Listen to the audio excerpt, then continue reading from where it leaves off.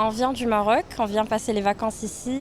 Les touristes sont au rendez-vous cet été dans les rues de la métropole.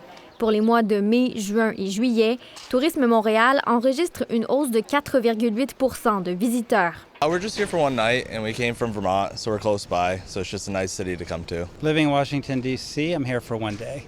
Chez nos voisins américains, on note une augmentation de près de 8 %. Malgré les Jeux de Paris, 3,3 % plus de Français ont choisi Montréal.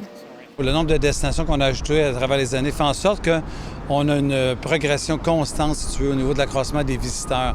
Très content, l'ajout des vols comme Dubaï, Delhi, Séoul, Copenhague, Stockholm, cette année fait en sorte qu'il y a une nouvelle clientèle, très diversifiée. Même les Québécois sont plus nombreux à passer leurs vacances dans la métropole, 5,6 fois plus que l'an dernier.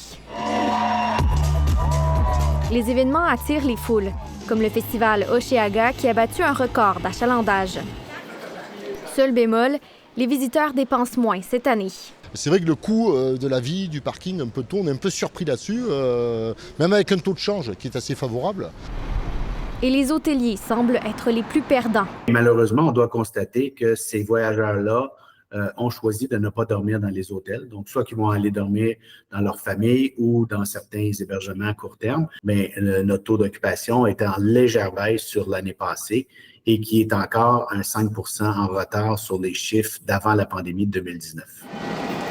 Le bilan en est un de mi-saison. La métropole accueille des visiteurs de plus en plus tard dans l'année, même en automne.